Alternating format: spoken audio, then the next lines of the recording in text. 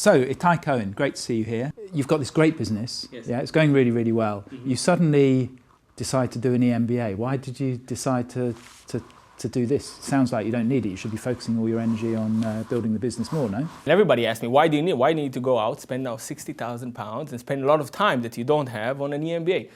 And some people claim that an EMBA is better for people that work in corporates. I would claim completely the opposite. And the reason why is because when you're an entrepreneur and you're focused on your own business, you have a very narrow view of what you do.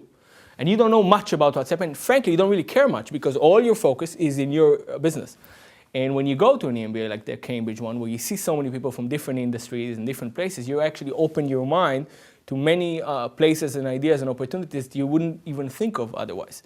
And how other businesses conduct their day-to-day processes and operations, which are things that you don't think of when you're just running your business.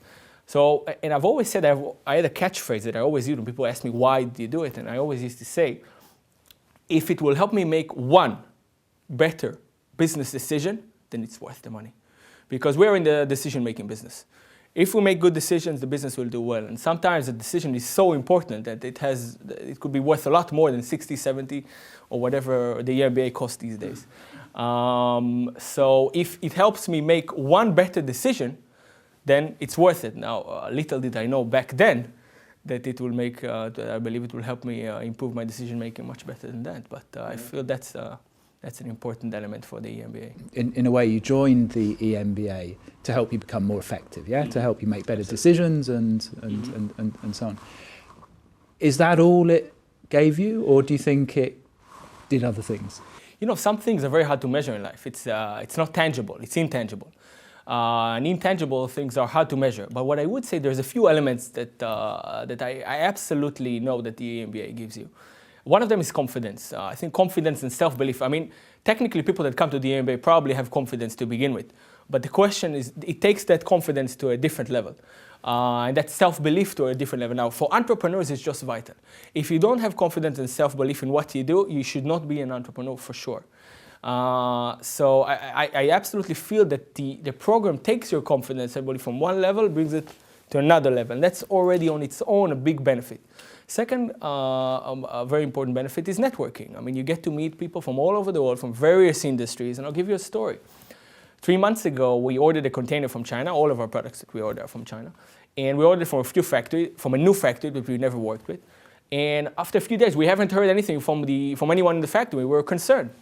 So I picked up the phone to one of my friends from the EMBA class, a Chinese classmate, and I said, hey, you have to help me with this guy. We can't reach him. He said, from now on, every order from China goes through me.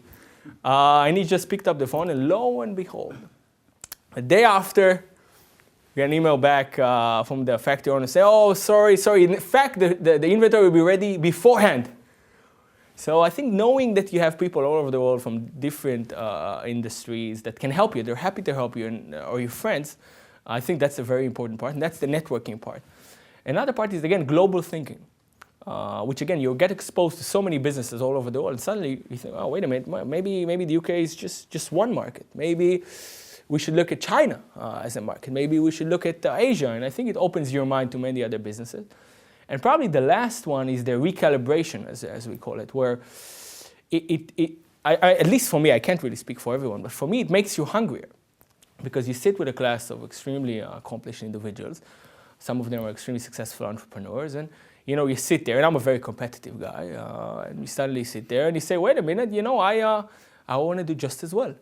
And I believe in myself. So I think that's something that the EMBA does. It gives you that hunger.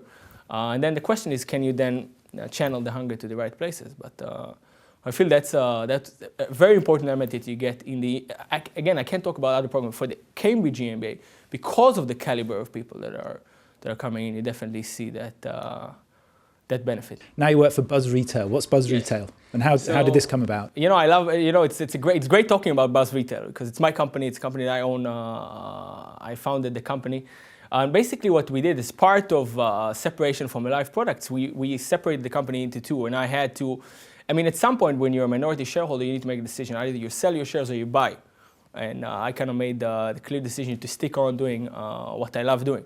So I had to set up Buzz Retail, which basically took over the Alive Products toy operation in Europe. And I had to set up, and you're taking a big risk. You have lots of staff members that you need to take care of. You have lots of products, and it's a multi-million-pound business. But in the end, I do feel that the EMBA gave me a bit more confidence to do that. I mean, it's scary. I mean, I'm not going to sit here and tell you, listen, it's no problem, and you just sit there. And you do have some doubts and say, oh, can I do that? Can I do this? But in the end, I do feel that the EMBA had a determined factor in making me take the decision and moving to and starting Buzz and opening the company. And we're doing so many exciting new things, and I think the EMBA has the part in that. Do you think you would have had the tools and the confidence and so on to take on this new venture if you kind of didn't have some of the experiences and some of the knowledge and some of the connections and so on? It's very hard for me to say if I would have done it or wouldn't have done it because I wasn't a hungry person before the EMBA, but I do think it adds and it gives you more confidence. And I'll tell you another element that it gives. I think there is an element of safety net. And I'm not sure many of the students, they probably wouldn't tell you this when they come to an interview, but some people want to have the Cambridge degree because they say to themselves, you know what?